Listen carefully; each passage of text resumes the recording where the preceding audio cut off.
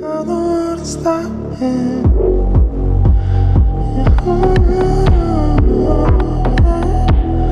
don't wanna stop. I can't stop it. I say, I don't wanna stop it.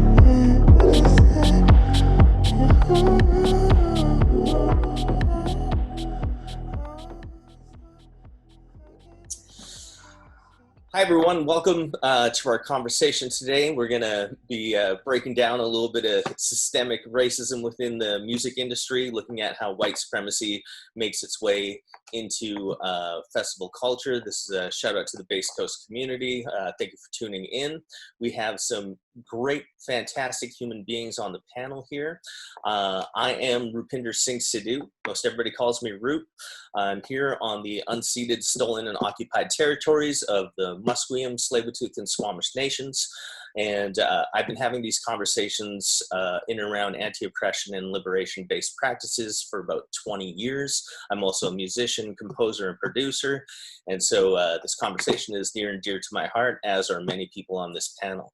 And I'm going to pass it over to, let's start with Eugene. I'm going to pass it over to you to start this one off. Thanks, Rup.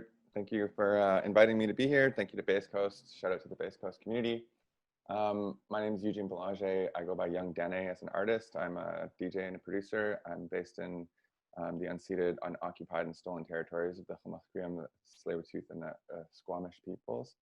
And I'm a Dene from Treaty 11, which is so-called Northwest Territories. And I'm from a community called Tulita, which is 500 people in the middle of the Mackenzie Valley. And I've been living in Vancouver for just over 10 years, and I've been a bass head for about the same time. So nice to see all of you. Thank you. And Nancy, I'm just going to pass it over to you. Hi everyone, my name is Nancy Lee. Some of you all may know me as Witch Nancy. I've performed at Base Coast for the last couple years. And my role, I'm an XR media artist creator. I'm a filmmaker, and I also do music curation, and I throw underground music parties in Vancouver with my collective Chapel Sound, and a new project, Current Feminist Electronic Art Symposium, where we do artistic and educational programming for women, non-binary folks, and artists of color. And I'm also on the unceded and stolen territories of the Musqueam, Tsleil-Waututh, and Squamish nations, colonially known as Vancouver. Thank you. Thanks, Nancy. And let's pass it over to Anna. Thanks, Rup. Hey, everybody that's locked in. My name is Anna Morgan. I am a DJ, producer, promoter from New York City, and I still throw events in New York City, but I'm currently living in LA County. And I have been participating in Base Coast community since 2017, I think the first year they booked me, and I've been playing the festival or working the festival if I'm not directly playing it since then. And I guess I'm included in this conversation because I'm a part of that community, and also because I do and have been throwing underground events in New York City for the past 6 years. And of course, being a person of color and a woman, that's very important to me in my curation and inclusion. And thank you for having me. Thank you, Anna. Passing it over to Khari. Thank you, Rup. Hello, everyone. Yeah, my name is Khari McClelland. I was born and raised in Detroit, Michigan, and have lived in Vancouver, the unceded territories of the Musqueam, Tsleil-Waututh, and Squamish people for about 15, 16 years.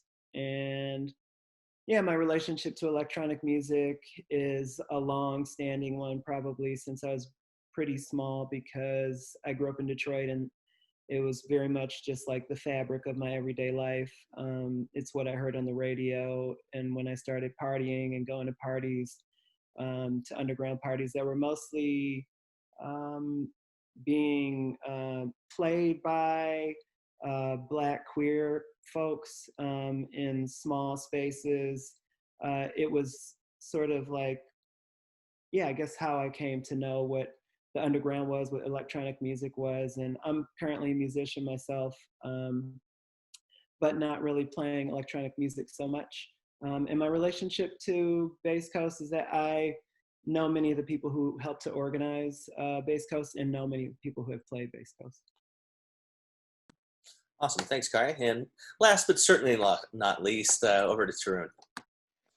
Yeah, hey everyone. My name is Tarun or Tarun. Lots of people call me T.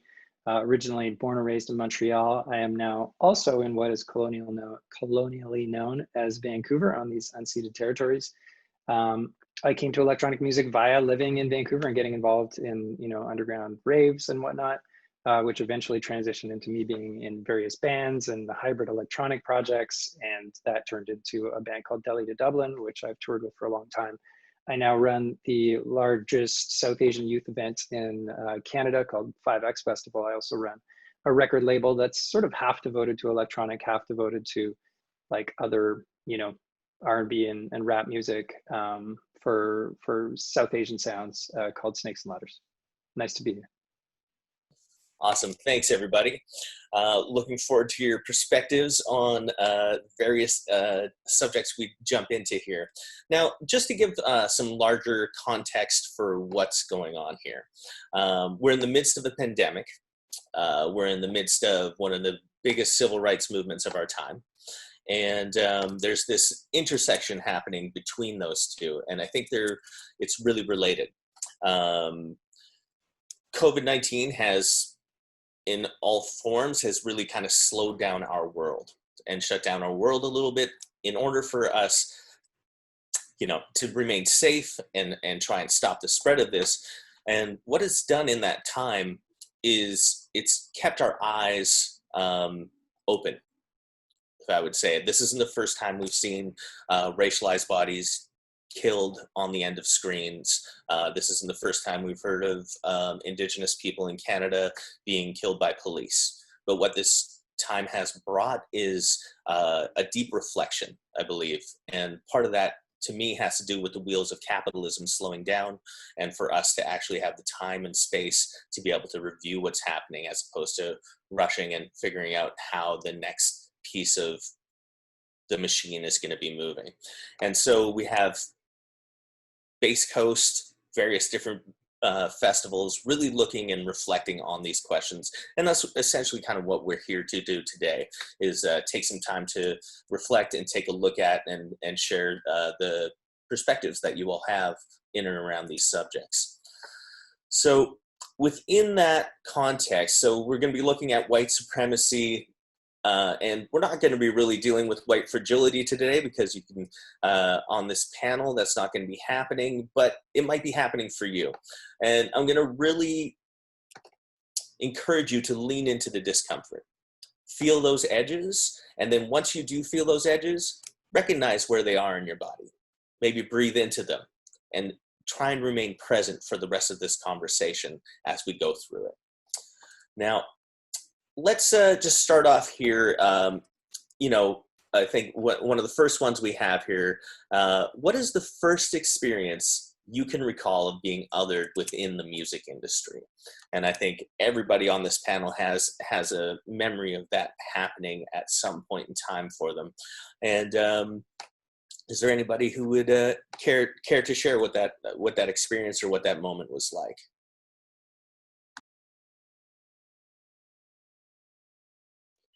I mean, I don't know about a first, because it feels like there's just like a smattering of moments. But whether it be from people in the audience who are making racist comments while I'm performing or just after performing, whether it's kind of like tokenistic kind of gestures on the part of festivals. And, sometimes even in relationship to other musicians and white artists that I'm working with,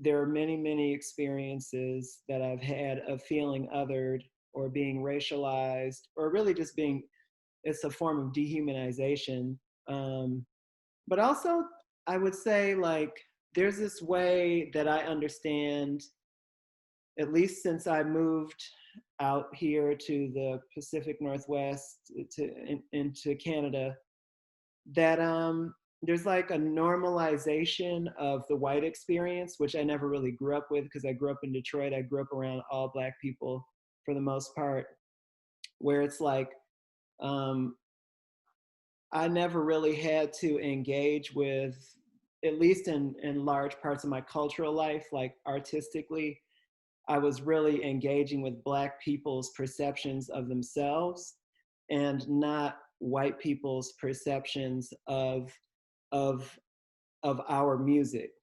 So that's something that's really shifted, and it's also made me aware that as a result of that white gaze, I actually make different choices artistically than I would if I was still just around Black people.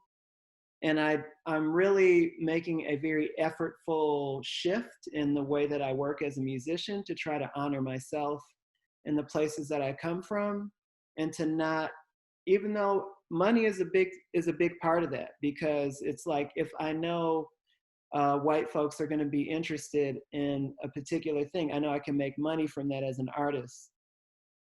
But how can I, actually do something that is just like really driven by my own relationship to my own aesthetic appreciation, my own understanding of the music that I grew up with and grew up in.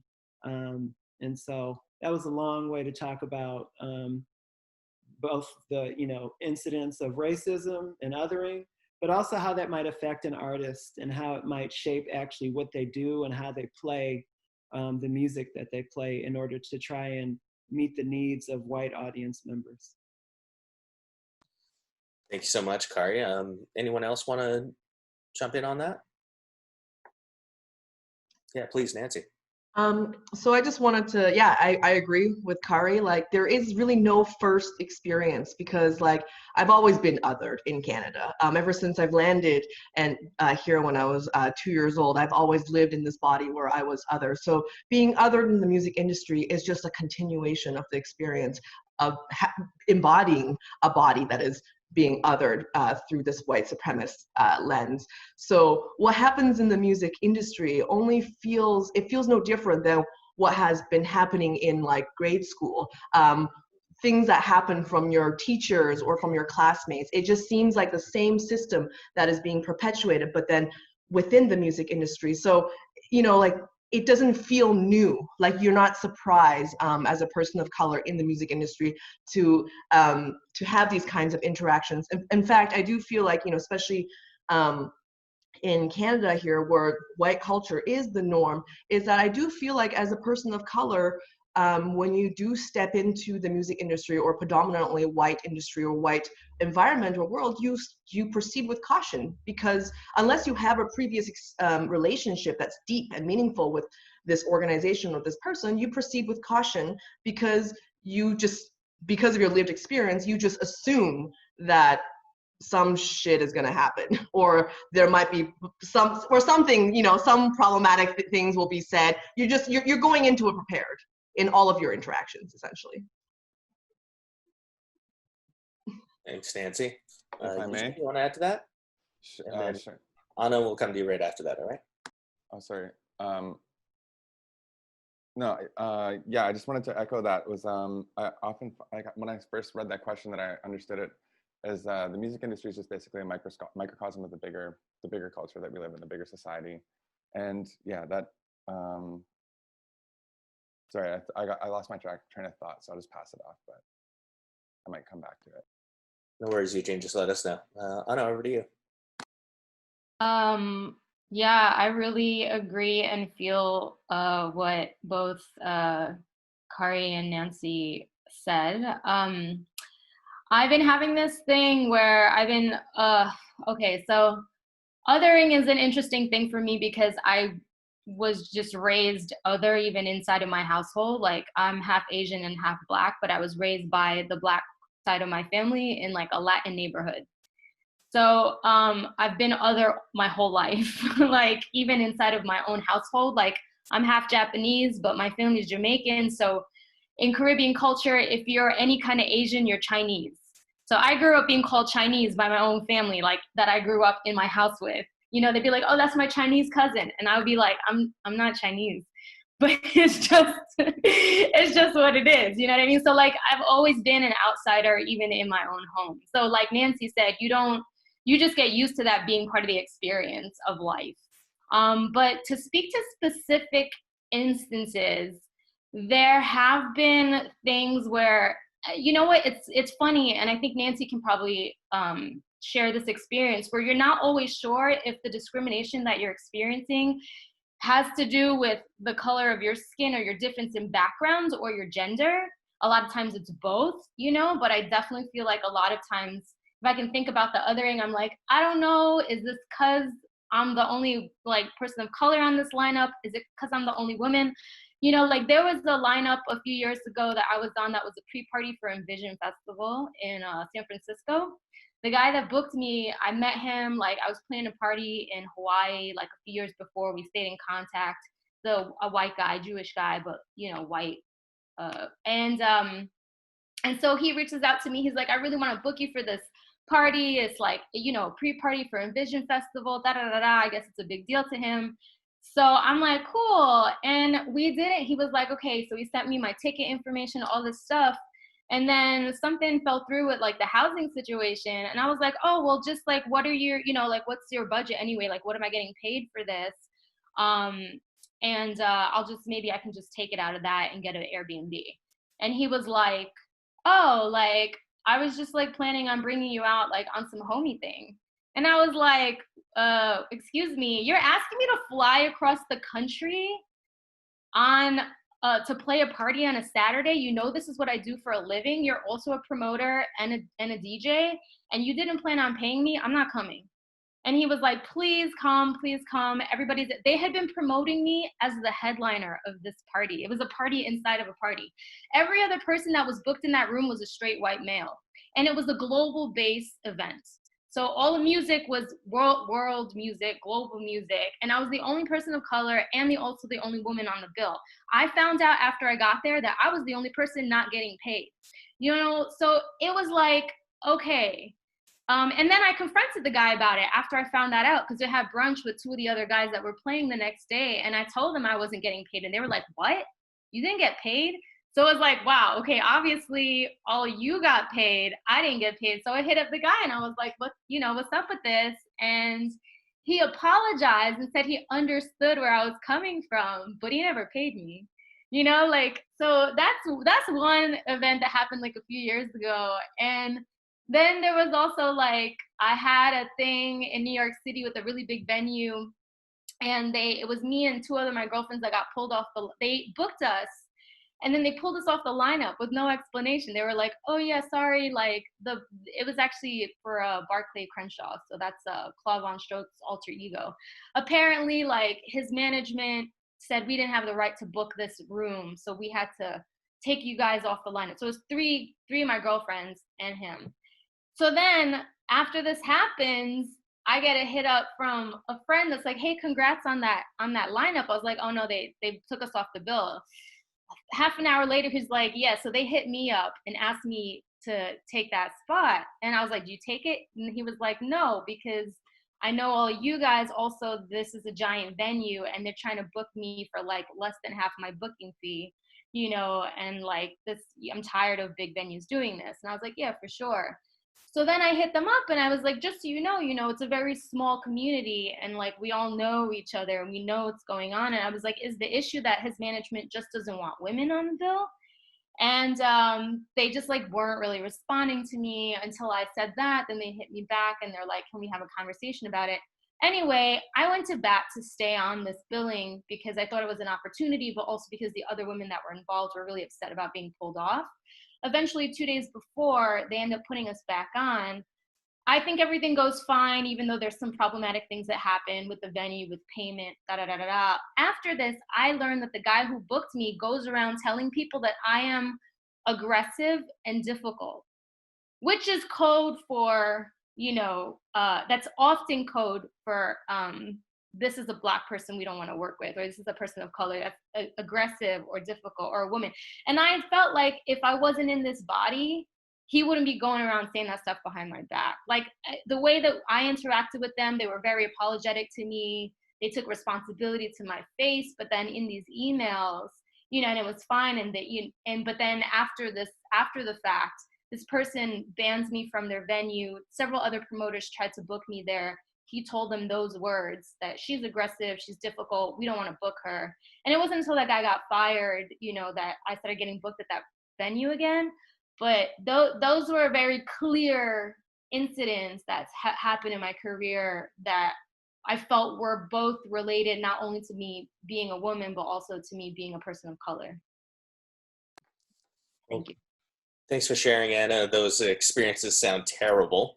It also does point to an intersection, right? That racism doesn't exist in a vacuum all hanging out by itself. It intersects with gender, race, sexuality, class. All these various different things are constantly moving together and informing stuff, and that can disproportionately weigh on women of color for sure. Did anybody else want to add anything to this first session? Yeah, please, Tarun. I mean, Anna, honestly, as you were sharing this story about like global base thing and walking in and it's all straight white dudes, I can relate so deeply to that. So I'm a white passing individual. I'm half South Asian, half white. My sisters ended up darker skin. I ended up lighter skin. That's the way it is. I've been in a band with two Punjabi guys forever, for the last 15 years. And we've played, called Delhi to Dublin. We've played, 2,000 shows or something over the last decade and a half. Everything from Electric Forest to Shambhala to Hardly Strictly Bluegrass in San Francisco. We've done so many random festivals, Burning Man, Glastonbury. And we are almost always the only brown people, and often the only people of color at these festivals, some of which have, like 5,000 or 6,000 people, and you won't see another brown person or black person or Asian person or anything. And I'm always just so amazed. So this is not, it's not like anyone is coming up to us and being like, oh, you guys are brown, look at you. But it's more just like feeling like an alien in these cities. Like Vancouver's 51% not white, like 51% BIPOC. And Surrey, where I work a lot, is 60% BIPOC. And yet you go to these festivals and there's just no representation of the actual demographics of the city. And a lot of the music that's being played is like straight ripping off from South Asian culture. Like I'm hearing sitar fucking samples in everyone's tracks and tabla samples. And yet, if I look at my other brown friends from the community, try to get gigs to play the music that they're making from the community at these festivals, it's basically impossible. And yet they'll be like, no, it's not quite a fit. We don't really quite see how it works.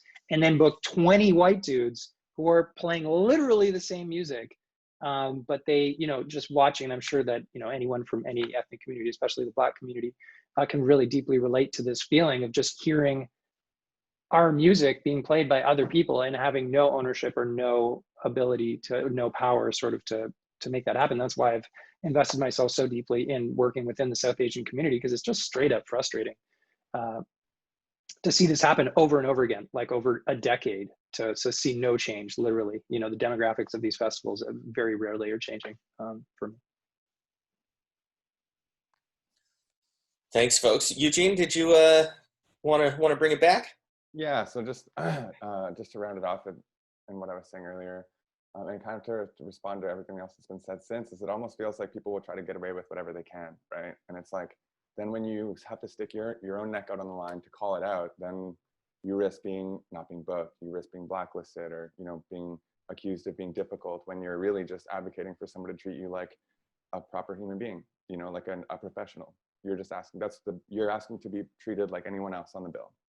You're not asking to be treated with special treatment or anything like that. And it's frustrating, because at this point in my life, like having dealt with that and, grown up knowing that was going to happen, as a kid, there was one particularly bad day after bullying, and my dad was a white guy, but he came to the office at the school I was in. It was like grade 4. And I sat outside the office and he started yelling at the principal, and I was confused.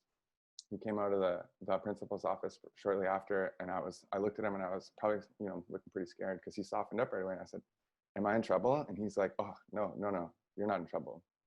Let's go. You're going to go get some ice cream. You're not coming back to school today. And it was because it was that day that he told me, Eugene, just because of the color of your skin in your life, you're going to have to work 4 times as much for 4 times as hard for half as much. And I wish it wasn't like that, but that's the way it is, you know? And so like, that's a pretty terrible thing to have, like as a standard or a measure. So you move through your life, you know, grade 5, grade 6, grade 7, you know, and you think, okay, it's going to get better after high school. It's going to get better after high school, you know, and then you go out and you have a few years of independence, and then you encounter more and more and more of it. And then suddenly, you know, I'm like in my 30s and I'm like, it has never gotten better in my life. So that's, yeah, that's what I wanted to say. And also like going to certain industry mixers or things like this, and seeing just seeing the community is so saturated with, and I don't like, this is also because I identify, I am half of a white man, you know, like I'm not hating on white people at all, but it's just when nobody calls attention to it, nobody that's white is calling attention to it. It's just like you're all signing off on it. You're all riding shotgun on it. Like nobody thinks it's a problem that there's only 3 people here that are racialized, and there's like 40 people here. So it kind of seems like, yeah, just the responsibility isn't on us to be calling this stuff out all the time. Absolutely. Thank you, Eugene. Thanks everybody for sharing.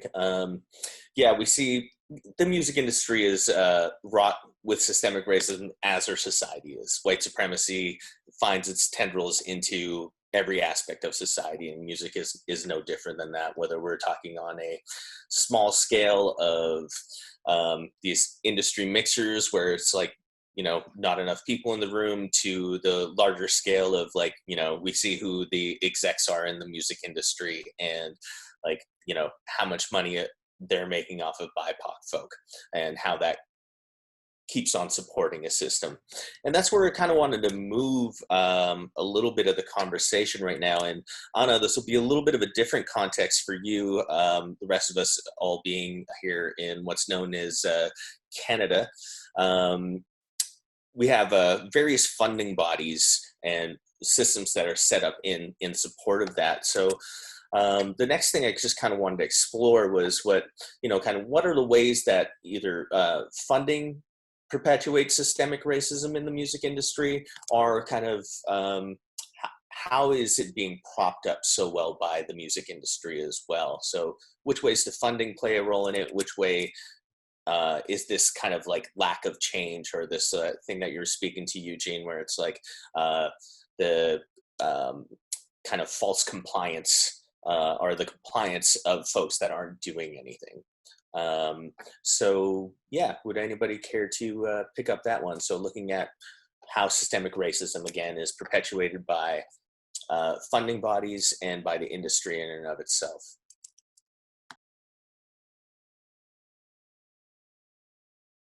Yes, Nancy, please. Well, I think the first thing is like the English language abilities that is assumed in all of the funding structures, all of the funding applications assume you're not only fluent in English, you're able to speak or write in an academic way, which is not only, you know, discriminates against your language ability, also it's a class thing too, right? It's like not everyone had the opportunity to get a post-secondary education. And then also, and I find like with a lot of the funding guidelines, the language is completely inaccessible. You can't ask a BIPOC to be reading this and trust this document, because oftentimes, you know, BIPOCs, we don't trust white institutions.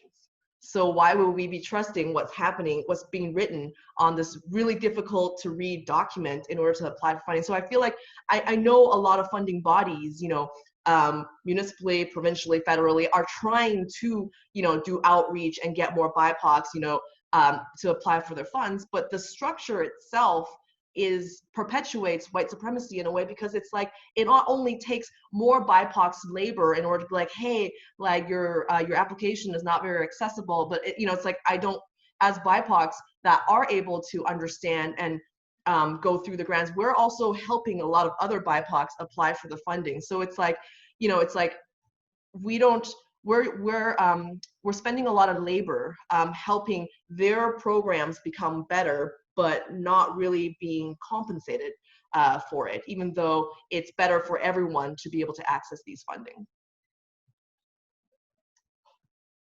Yeah, thank you, Nancy.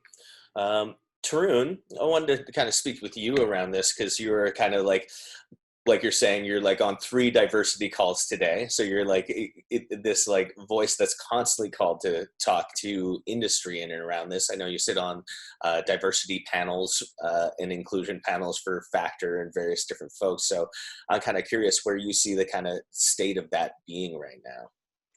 Yeah, thanks. So, I mean, it is, I guess I should first start off by saying, like, thank fucking God we live in Canada. I mean, I think it's important to recognize that there are many places in the world that do not have arts funding. And we, you know, the fact that our country has this and has had it is just absolutely amazing. And I have been the beneficiary of, you know, a bunch of this funding over my career. So I really do, you know, want to start off by saying, like, I appreciate living here and I appreciate the focus we placed on the arts. And this funding in almost every way is extremely unevenly distributed.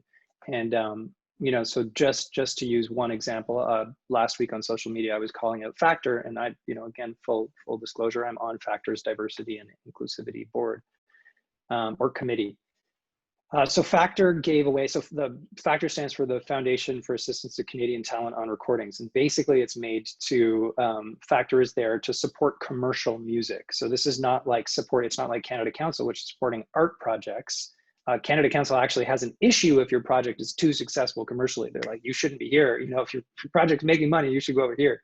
So Factor is for stuff that's making money and stuff that's getting played on the radio, because that's where a lot of Factor's, half of Factor's funding comes from. You know, basically fees associated with telecommunications.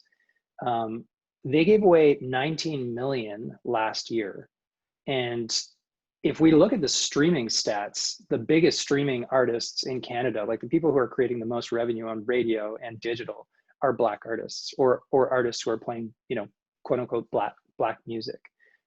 But quote unquote Black genres, in fact, are only getting 4% of the funding, whereas alt rock, and folk music, which arguably are sort of whiter forms of music, are getting 30% of the funding. And it's been this way forever. And there's a lot of ways in which that's perpetuated. Envelope funding by the larger labels. So once you get to a certain level with your label and you have a certain revenue, you just get envelope funding. So Factor's basically just giving you like millions of dollars to fund whatever you want. And none of those labels are labels where, like, you know, BIPOC labels. So those are all white labels putting out rock music. So there's this huge disjoint between the amount of support and funding that's given. You know, it's basically like just a gravy train for these older institutional bodies and labels and management companies. Whereas if you're sort of a newer label, or if you're someone just coming into your power as a musician, there are a lot of things put in place to keep you out of this gravy train. It is hugely unequal and actually totally embarrassing. Like, it's embarrassing that we're doing this because, you know, even when we're saying that this is to support commercial music, we're actually doing the opposite. We're supporting music which is not commercially viable.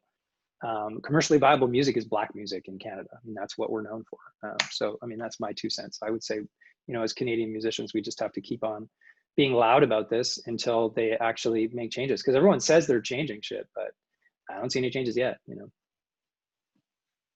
Thanks, Tarun. Over to you, Khari.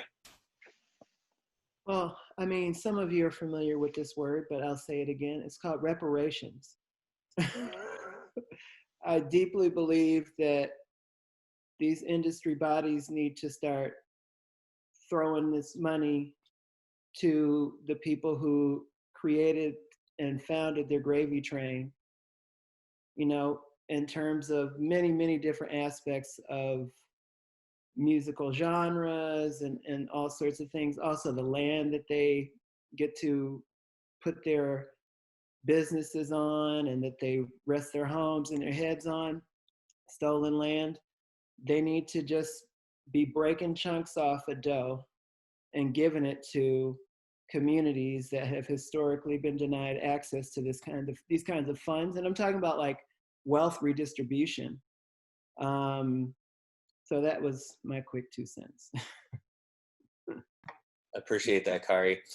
Anna, I'm kind of curious on your end of things in the U.S. I know the rest of us are all here Canadian-based artists. Do you find that there's like a type of in which ways have you seen that systemic racism that's like fraught within the music industry for sure?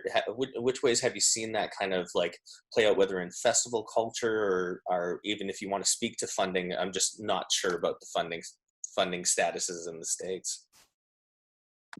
Yeah, Americans don't really recognize the value of culture in the same way, like funding it, for instance, like Canada. Like for when I learned that like Base Coast, I mean, I guess I didn't research this, but I was told that it was an arts grant that helped to create Base Coast and like helped make that possible initially. And I was like blown away.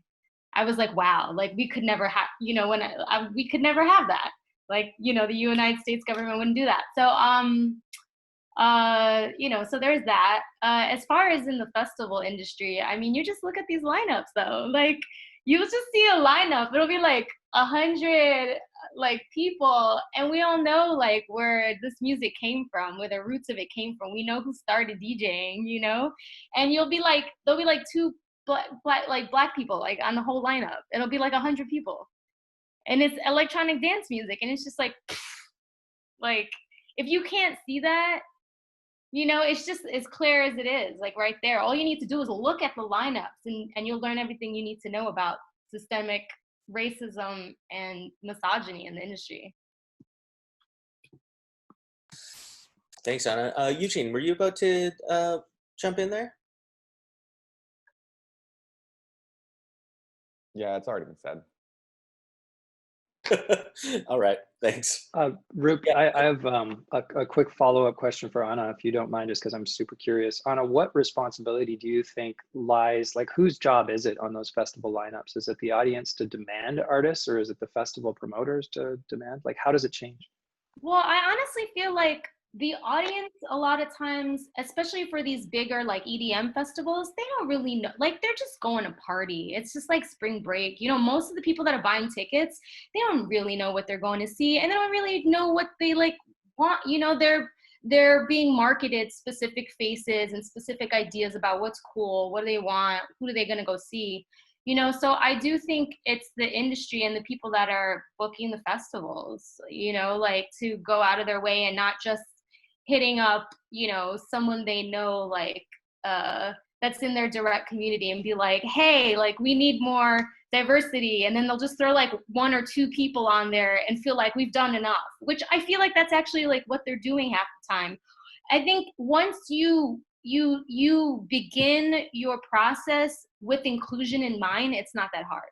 Like once you already decide before you book these lineups, like we want representation, then it's not that hard. I mean, I've been throwing parties for 6 years, and it's just always been, everyone I've worked with, it's always been part of the mindset from the get, so it's not even like a question.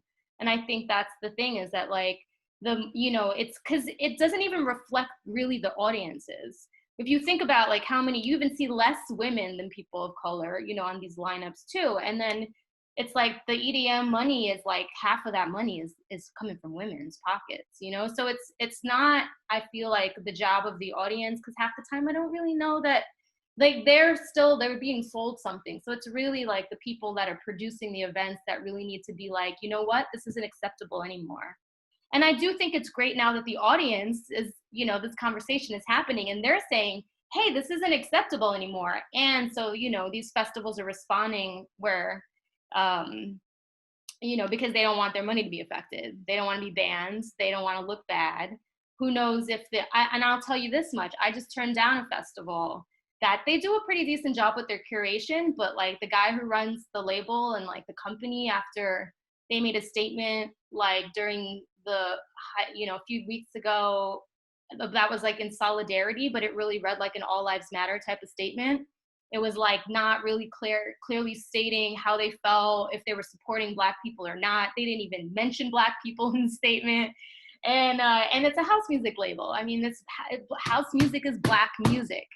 And so I just was like, from Detroit as well, like this is where these people come from. And so I just was like, hey, you guys, like, what does this even mean? You know, like we literally, me and my partner, we saw the statement, we discussed it, and we were like, I don't know if we can like, we want our brands associated with these people if that's how they're thinking. It was a very clear, you know, like we're just worried about our pocket. And so I was happy to see that a lot of their audiences respond and were like, this is unacceptable.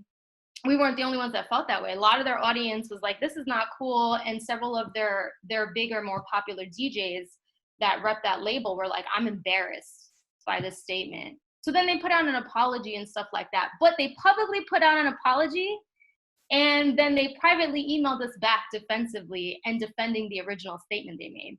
So we were just like, okay, I guess we like need to suck it up and not take this opportunity. But like, so it's a thing where it's like, even if those measures are being made, you don't necessarily know if it's, you know, in alignment with the actual like feelings of the people making the festival. It's just about money at the end of the day, especially with big EDM festivals. It's just about money. They're just trying to make people happy. So, but regardless, you know, if they really start to implement inclusion, representation will happen. More people will see their faces up there. More people in the audience will see, oh, look, that's someone that looks like me, and they'll be inspired to think I can have a career in music because they do. And so that's what we need. We just need representation. We need people to be able to see other people doing something and be like, oh, right, I have a space in that world, you know, because someone like me, like I didn't start a music career until I was 30 years old. And partially that was because like, I didn't even really consider that like there was a space for me there. I just, you know, like it didn't even dawn on me really. Like, so yeah, that's my two cents. Really appreciate that, Anna. And Khari, did you have your hand up there?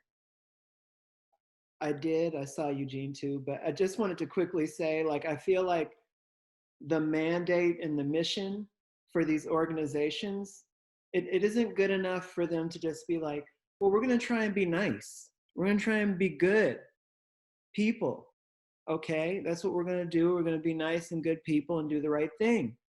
That they actually need to change their mission statements. They actually need to mandate these things into language that can clearly be understood by anybody who is inside the organization, but also anybody who's approaching working with the organization. And so like, I would also recommend that to Bass Coast and any other festival, that they actually, you know, again, I feel like there's a way in which, you know, territorial acknowledgements happen, right? But often it's just like, this is something that we should do because we're nice. You know, we're good people. This is what we do. But it's not actually something that's like a mandate or a mission for the organizations to actually help Indigenous people get back their shit, you know, like get back what is theirs. And so this is kind of my feeling, is that like, this needs to actually be a mandate or a part of the mission of these organizations that are profiteering, again, off of the creativity, the genius of many people, and just pocketing it for themselves. And it needs to actually be put into language that these organizations are down for a different way forward. Absolutely. Thank you, Khari. Eugene. Yeah, and then so just to add on all of that, because I have been presented with the argument of, you know, well, the lineup looks like that because that's what the audience looks like. Well, I don't really buy that. You know what I mean? Maybe your audience looks like that because you're not investing in the lineup. And if you can't find any talent and you have the resources, why aren't you training up new talent? You know, why don't you start an Indigenous focused DJ school or DJ program? You know, or, you know, those kinds of things are totally within reach. You have the resources, you have the network, you have the capacity, you have the funding, you know, you have the brand. So, and this goes out to kind of like basically all festivals in Western Canada that I've encountered.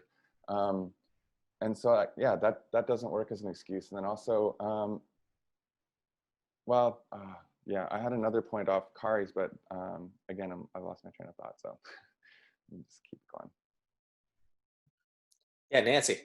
I just wanted to add, representation is not enough sometimes, because like oftentimes we do, like, in Vancouver, we do have festivals that you have like a bunch of BIPOCs on the lineup, but the whole board or the whole executive team or the whole team that runs the festival, they're all white.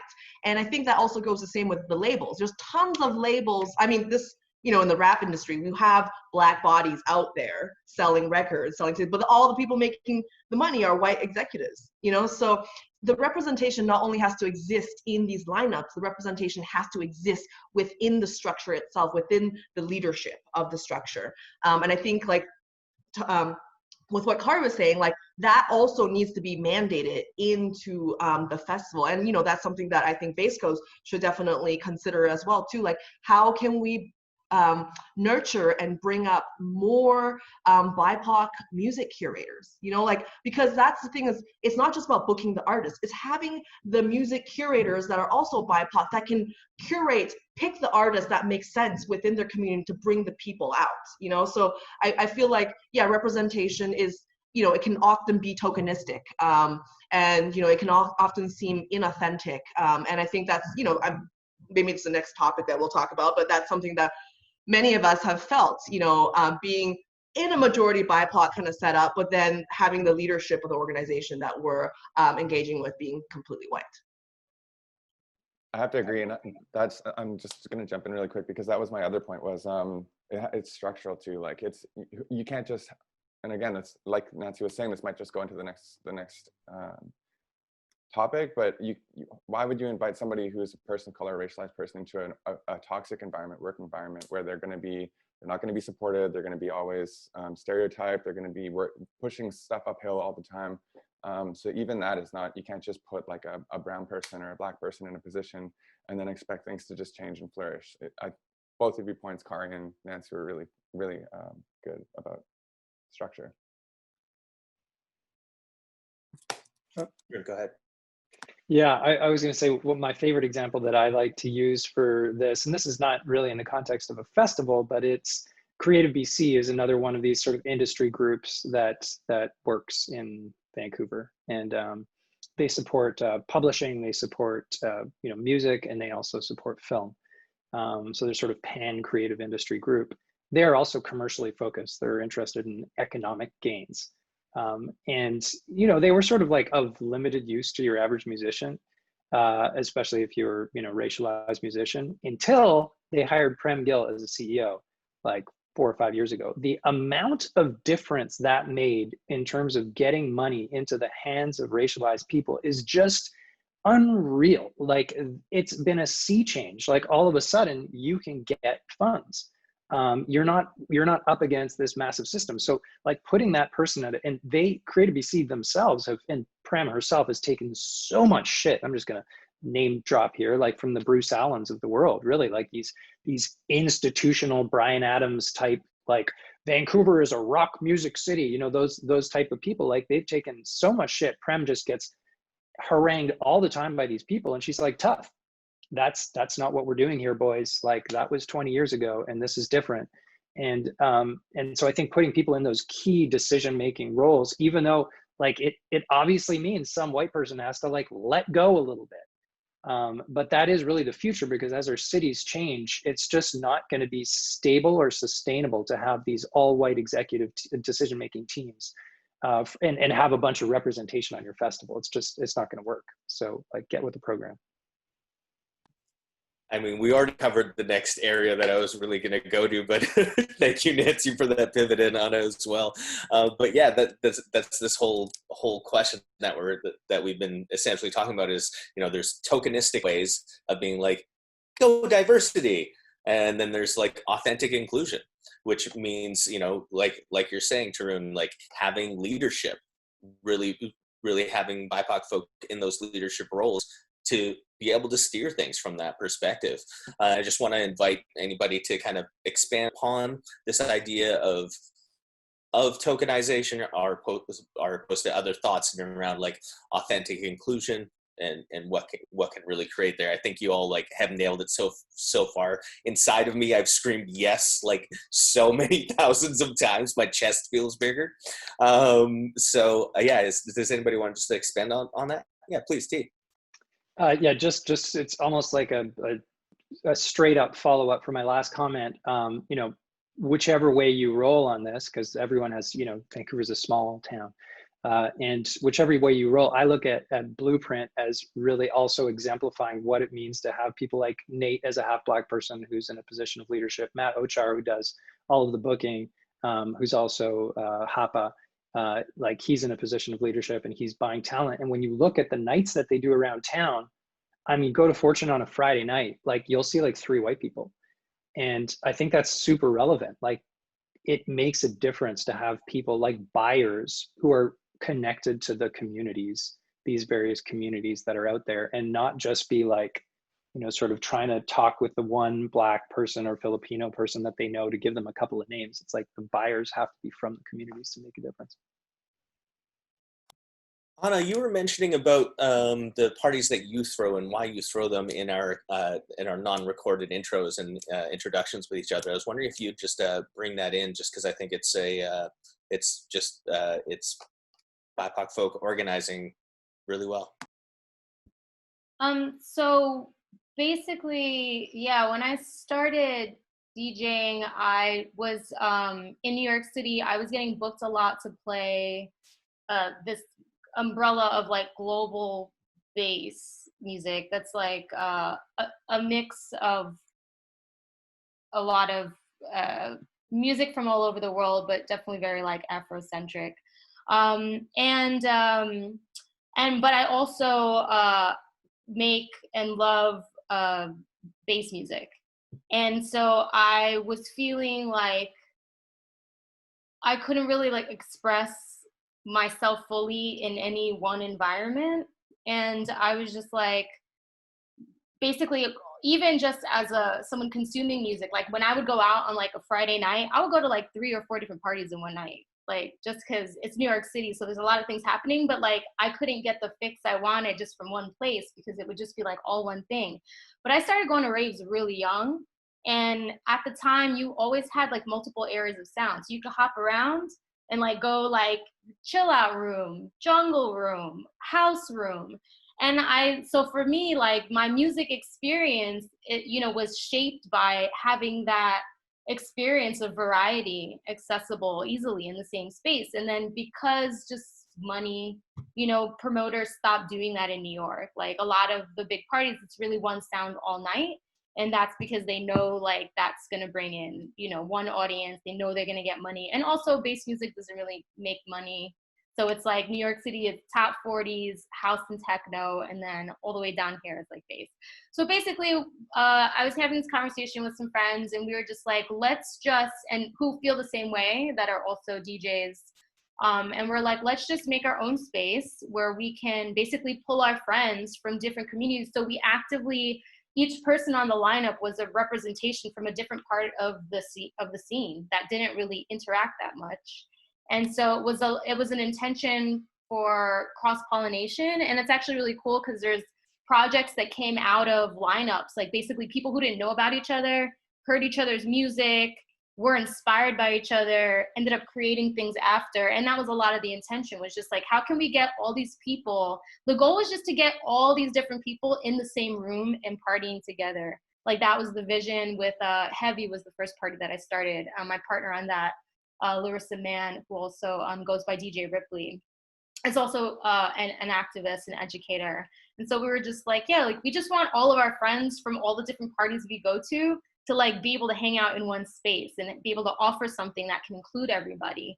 And that was actually, that party was going really well and really strong. And it was a mix of different like club music, a lot of like POC, queer representation, a lot of, most of our music lineups ended up being mostly like women, non-binary, like most of the time there'd be like, you know, maybe a guy or something like that. We noticed that later, but again, it was because we were pulling from our friends in our community as well.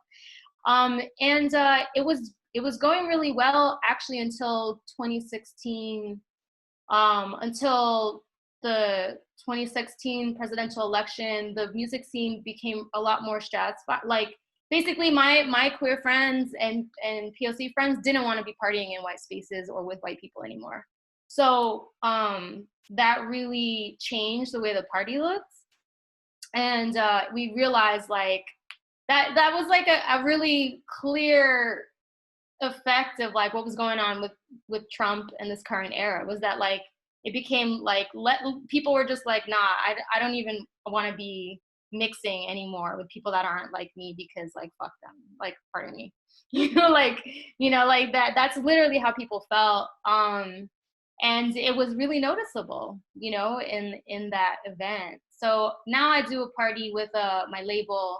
My partner in that is called Belle Curve. She's a white woman. And that has been more based around bass music and that sound. So it stopped being as inclusive in terms of trying to mix all these different genres. And but we still are really inclusive in terms of representation and stuff on the lineup. But we realized we just invested a lot of money into it, and we're just like realized like, I guess my experience from the previous event and how things were going and the general like vibe of where people were in the community was that like, where I'm not going to try to force something it's not the time for that right now. But yeah, I don't know if that answered the question. Absolutely. Yeah. Thanks, Anna. Because I wanted to also like highlight, much like many of you do on this panel, is like you create space. You know what I mean? It's not necessarily that we need to be completely reliant on like white industry and white funding systems to like be able to create those spaces for us, but that we can very much create those spaces ourselves. And those spaces can feel radically inclusive for a lot of people. Let's see here, folks. Just want to see if there's anyone that wanted to kind of speak of any kind of last thoughts towards like what more festivals could be doing or funding bodies can be doing. I think they should all be paying you if they're watching this more. They should reach out to each of you, and we'll have your emails on this, because I think you've given valuable feedback for anybody who's organizing in this. Eugene. Yeah, I just really quickly wanted to talk about the Virtual Powwow Festival, which is something that I've been included in. It's hosted by my friend Richard Sparvier. He runs a company, an entertainment company out of Calgary, Mulkinsis, Treaty 7, I believe. Obviously, he's Blackfoot. His name is DJ Blackfoot. And at the beginning of the pandemic, we came together, and he had booked me to play his first bass music night, Indigenous bass music night. And then that begs the question, why do you even have to have an Indigenous bass music night? Well, maybe there's not a lot of Indigenous bass music artists being booked for some of the bass music nights around Calgary, And so then we did our first weekend. We had 25 viewers on our channel, and all of our first times using Twitch. And there was a handful of us. I think it was him, Sean Beaver, myself, Creation, and apologize to someone else if I'm missing someone else from that very first event.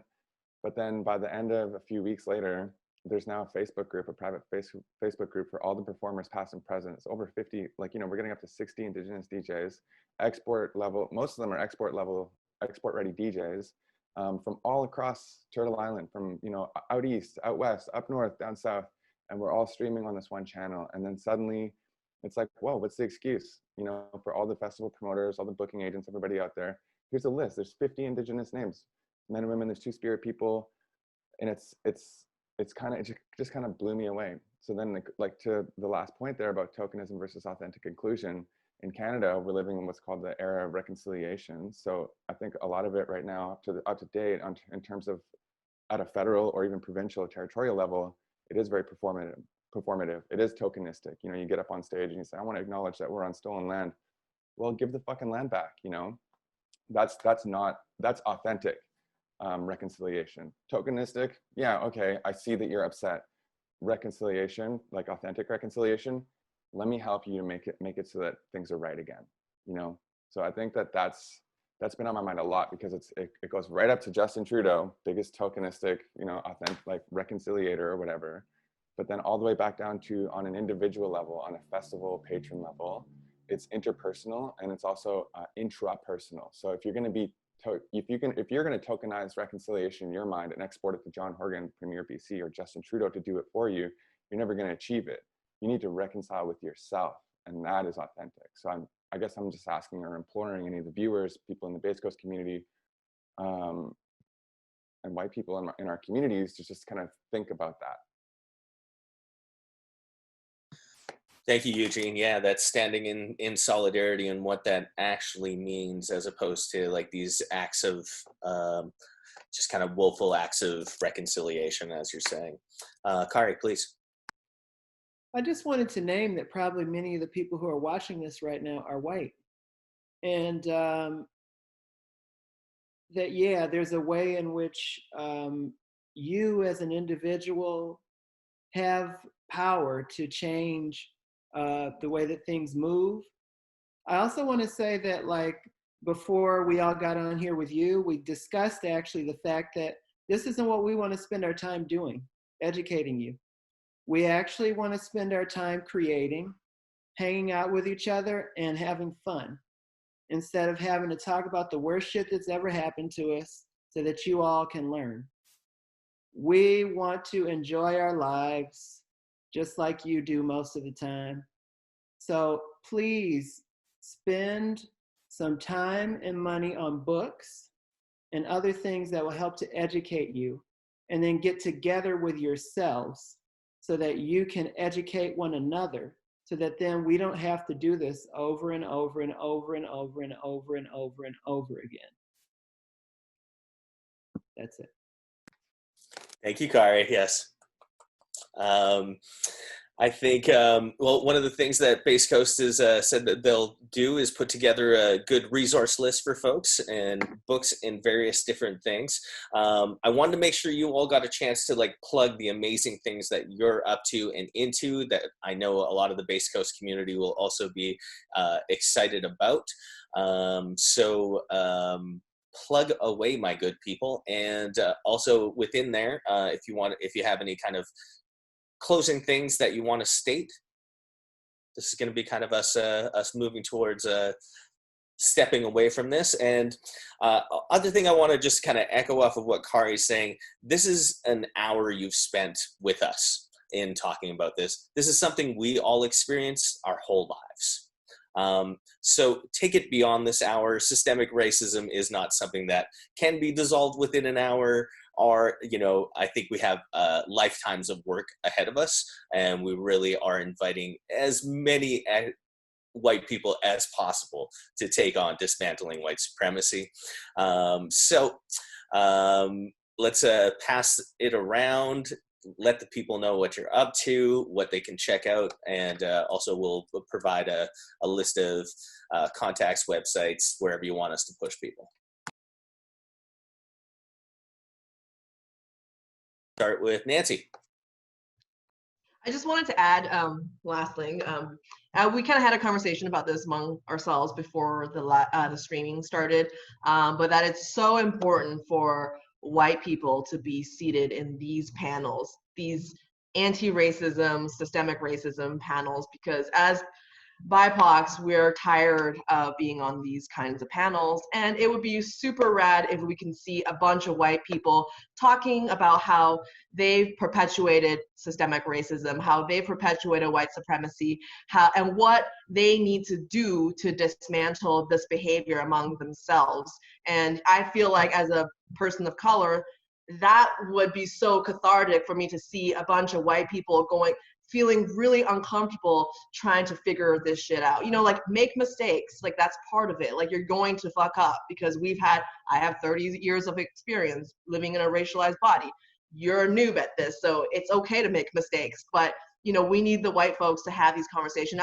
And I suggest, we all agree that we think, you know, as an institution and an organization like Base Coast that is hosting these talks where we're all BIPOCs in this panel, you know, an organization like Base Coast should be having, I'd be interested in seeing how the organizers in Base Coast who are predominantly white have a conversation about this and how they can, and what action items that they can do in order to actively change this. Because the problem is not about talking about systemic racism.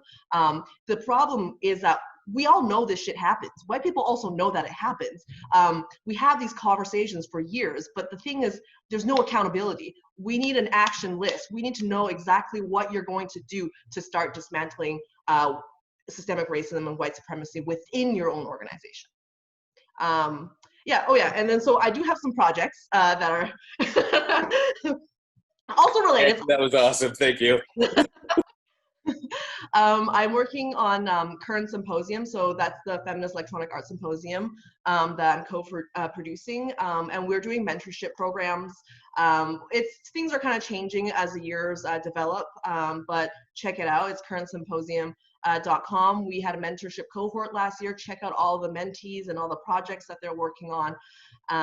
Yeah, that's and then also please do your homework and educate yourselves, and please have these difficult conversations. I feel like that's the work that I've been doing. Most of the work I've been doing right now is having these conversations, writing these letters to these white institutions, asking them to take accountability. And I think as white folks in the white audience, that would be great if y'all can, you know, do a little bit more of that labor.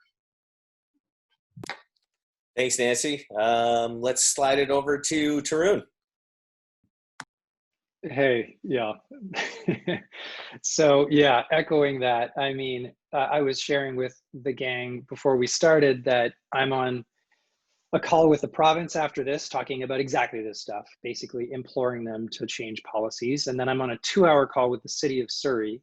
I've been fighting with them publicly via my organization for the last month because the city of Surrey has the largest Black population in British Columbia. They have the largest urban Indigenous population in British Columbia. They're 60% BIPOC, and yet they haven't said anything about anything related to the largest civil rights movement in our generation.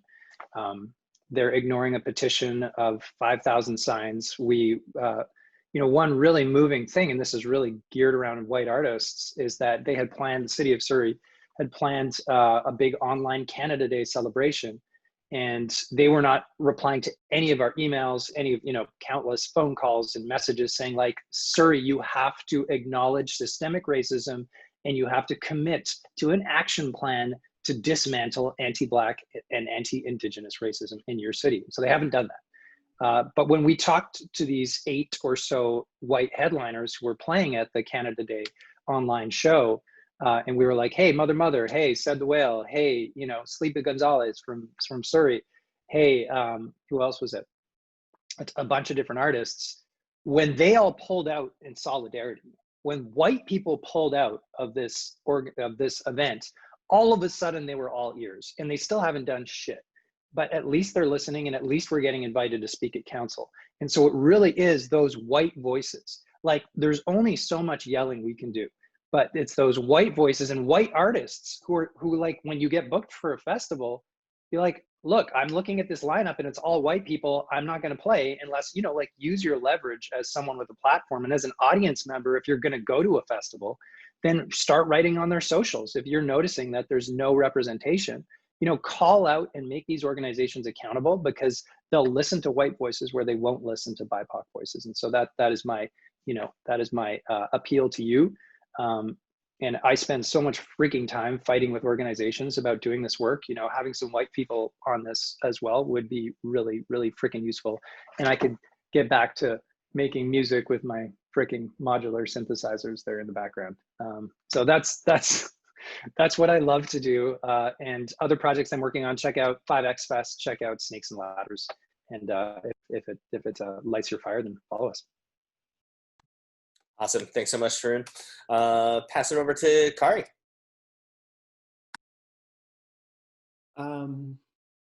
One, it's been so nice to see all of you and to get to meet you, Anna. I hope that we get to meet in person someday when it's okay to be in person.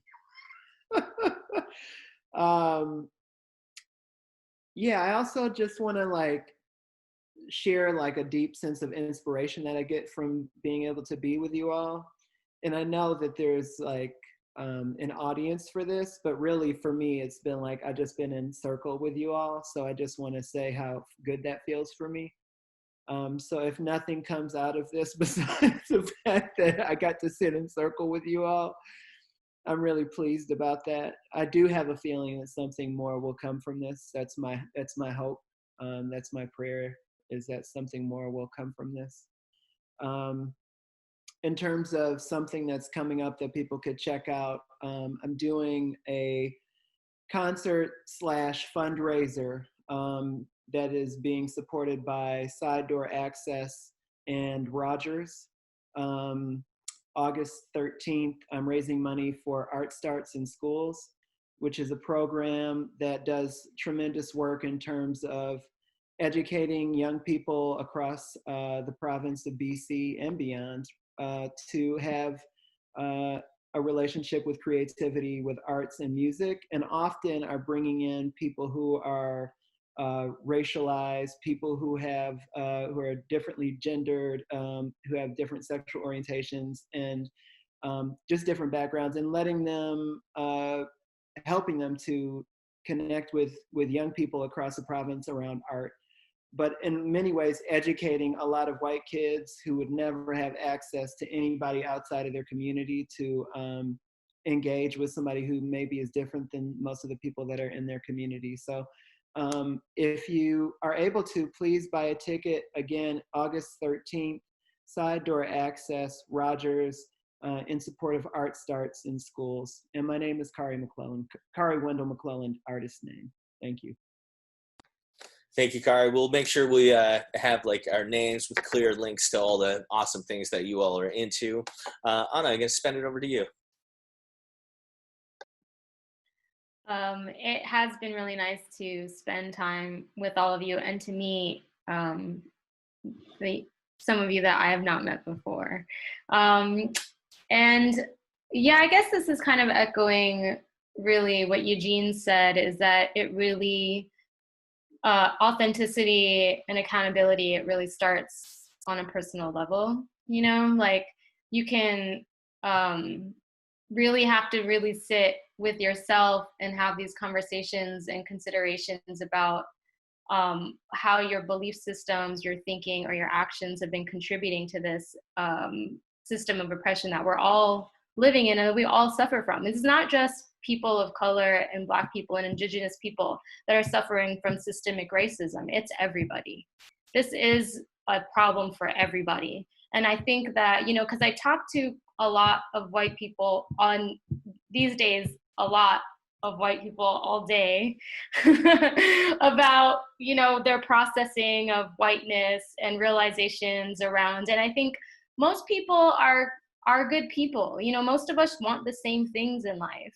And a lot of people, I think, just thought that like it was enough to just be a good person and, you know, wanting good things for everyone that you encounter. But also, if you have a platform or you're doing work in the world, it's not enough anymore. You have to actually be anti-racist, not just like I'm a good person in my individual life. Like you have to have those hard conversations with your white friends and your white relatives and let them know we've all had enough, you know, and this time it's about progression as a species, you know, like for us all collectively to grow, to heal, we need everybody on board. So, you know, everybody kind of said, I think, enough about just looking at yourself, education, these are the things. As far as stuff that people can view, what's going on, my label's got some releases coming out, so you can check out Worst Behavior Rex. We've been pausing the releases just because of everything that's been going on. It feels like that conversation is more important right now. So we've been kind of taking a step back, but starting next month, we'll start putting stuff out again so you can pay attention. And Eugene and I are actually playing the Bass Coast party this Friday night. So you can tune in for some music. Yeah, I guess that's all I'm gonna say. Thank you so much for anyone that's been locking in, and thank you for taking on the work of even just attending and being open to listening to what people have to say and considering and just being in that space of wanting to grow. Like we need everybody. All hands on deck. Eugene, over to you. Yeah, thank you. I guess like in conclusion, and when I first was approached with this this panel discussion, I was like, oh, like, I'm so tired, you know, and I was like, I want to, but I don't want to. But I had this flash of like, I miss Base Coast. It's summertime now. This is like the season, you know, like I'm looking at all my old photos and videos and I'm like, man, I'm going to really miss this year. But it also reminded me about the times that I spent in the brain stage, you know, in the middle of the day, hot, dusty day. And I'm like, who at this festival, you know, I'm like, nobody at this festival is going to want to come and listen to me and a couple of my brown friends talk about racism, you know. And then we're like getting ready to go and we're walking all the way down to the workshop site, and we get in there a little bit early, and the workshop before us clears out. It's a bunch of audio files. The guys got Ableton up on this projector, you know, everybody wants to learn how to make these beats. And so I'm like, obviously like everybody leaves. And I'm just prepared to be like talking to 6 people. But then the last time I did it, the whole brain was full. There must have been like 100 people in there. You know, so it's like, it's uplifting. So like, if people are going to come to listen, I have even a little bit, it's almost like a responsibility. It's almost like a cultural thing, actually, to be generous with what you have. And so being generous with what you have, it means resources. It means information as well. Like if my perspective can help somebody else, why would I withhold that if I have the means, the resources, the energy myself to open it up about it? So just a huge thank you for anybody who has made it this far in the video today. And yeah, I've got some stuff going on. I'm opening up for Anna Morgan on Fridays, so really looking forward to that. And then later this summer, I've got the Nelson International Mural Festival, so I'll be on that lineup as well. And I recently have started a bass music collective with Sheldon Springs, shout out King Springs down in LA, and Dark End, homie out in Melbourne, Australia, so-called Melbourne, Australia, and then 2 of my friends here who comprise the group Rumble Grumble. And we're brand new, and we're planning a release. So sometime later this summer, we're gonna put out a 4 or 5 track EP. And I'm really excited about that because this is kind of like my first year of throwing my hat in the ring in terms of making music. So you can look me up online if you like. I've got a SoundCloud, Instagram, Young Dene. And yeah, shout out. Hi, Mom. Hi, everybody back home. Love you guys. Miss you guys. Shout out Dene now. Shout out Street 11. Peace. Awesome. Well, first off, I want to thank you all for your amazing perspectives and sharing with us today. That was very, very generous of all of you. And really appreciate hearing from all of you.